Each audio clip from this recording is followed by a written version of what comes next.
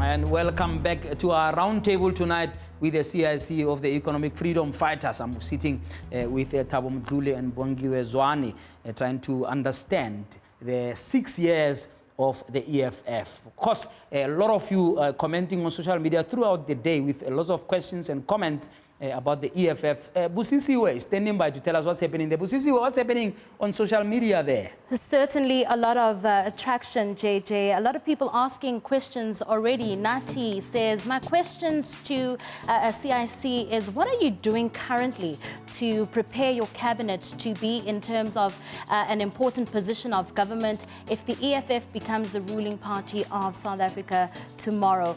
More of your questions on social media. This is what we're looking at from Facebook.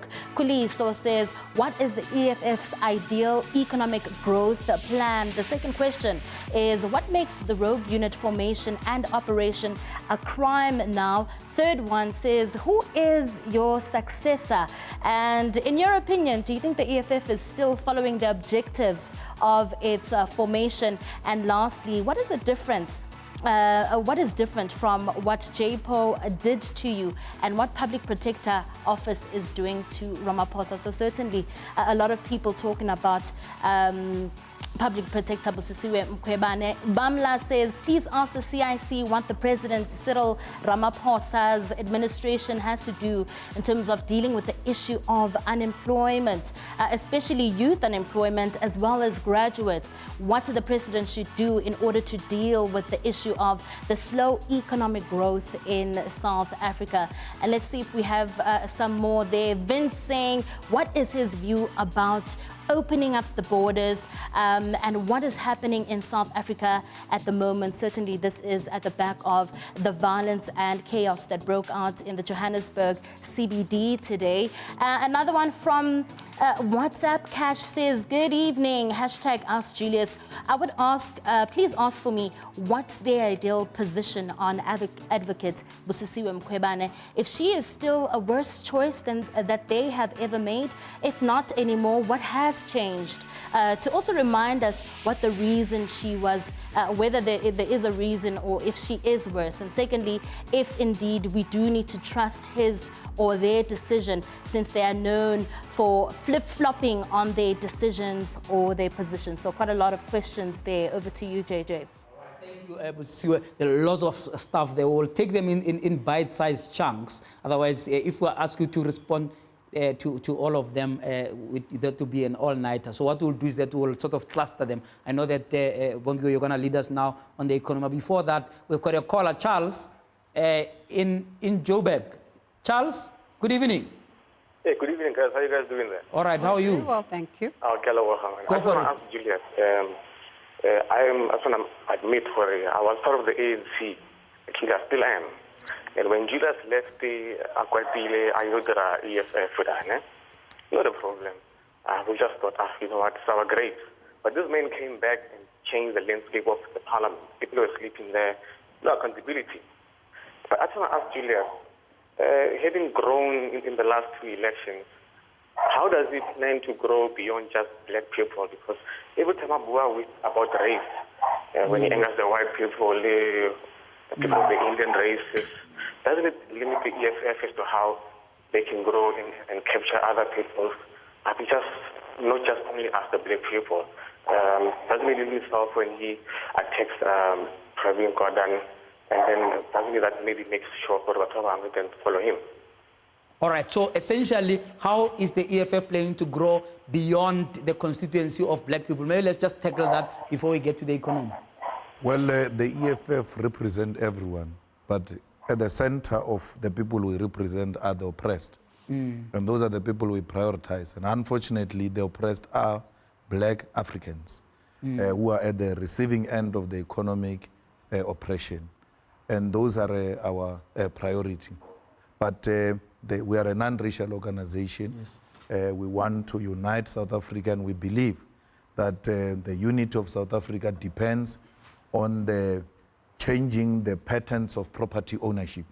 Because a unity that is based on ownership that is reflective of colonial and apartheid times will not be a genuine unity. It will be artificial, and one day we'll wake up to an uprising, because how do I become united with you when you are in the position of a stolen property? It has to be returned, and I should make a decision if I forgive you or not. Okay. Bongiwe? Kick us off on the economy there. Before we get there, JJ, Yeah. I want us to just go back to what the EFF has had to say to that growth plan, that economic growth plan that was tabled by the finance minister and put up on the website for people to comment. Let's just go back to that moment. No, we reject it outrightly, because it seeks to privatize almost everything. He wants to privatize railways, he wants to privatize Eskom, and he thinks that through that he will grow the economy. But there is no emphasis on how that is going to create jobs, because we know that privatization goes hand in hand with retrenchment. The biggest problem today in South Africa is job creation. The high levels of unemployment are alarming, and we should be concerned. And anything that is going to put aside the state when it comes to growing the economy, it will not work, because private sector is driven by maximizing profit, and that is where their interest is. And is the reason of maximizing profit is for profit. There's no any other reason. So we want the state to be at the center of leading economic growth and creation of jobs through agriculture, through infrastructural development, and creating sustainable and well-paying jobs. Interesting words there. You want the state to lead this, but this is the state that you also say has failed to create the jobs. It's a state that has failed to create the economy. Why do you want the same state to then come and sort out SOEs? No, we want a Chinese arrangement in South Africa. There will never be any development without the central role of the state. And the state, we're not talking ANC. We're talking a capable state which will intervene decisively in the economy. There is no private sector that is going to create any jobs here. Private sector is going to make money.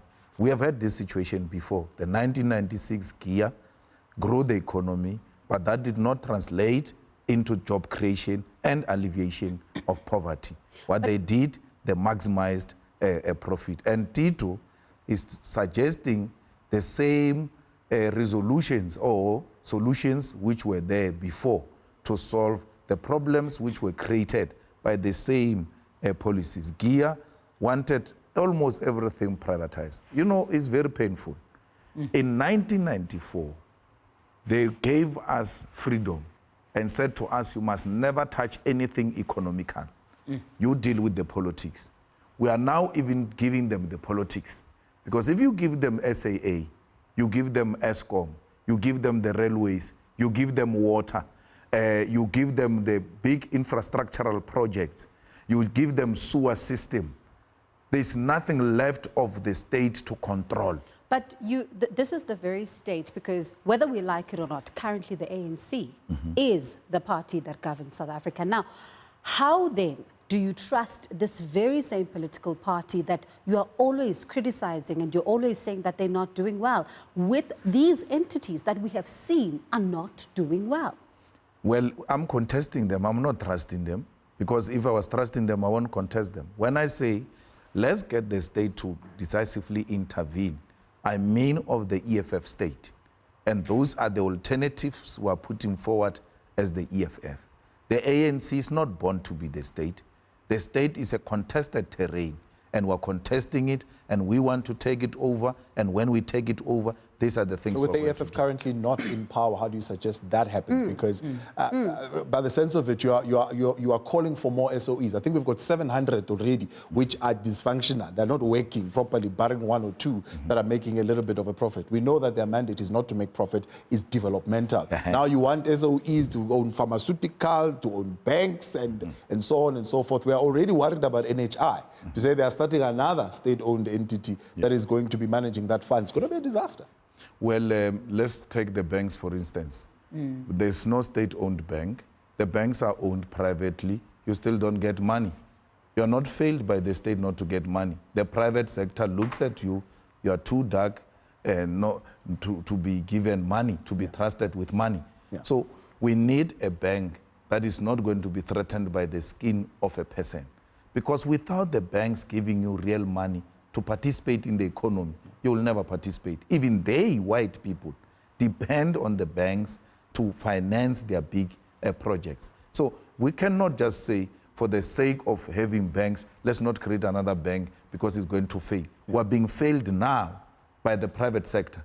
We are unable to finance small and medium enterprises because our color of skin cannot be trusted by these banks. What do you expect us to do? Should we fold hands and accept the situation as is? We have to create a government state to intervene. There is no, by the way, any state company that is not functioning well.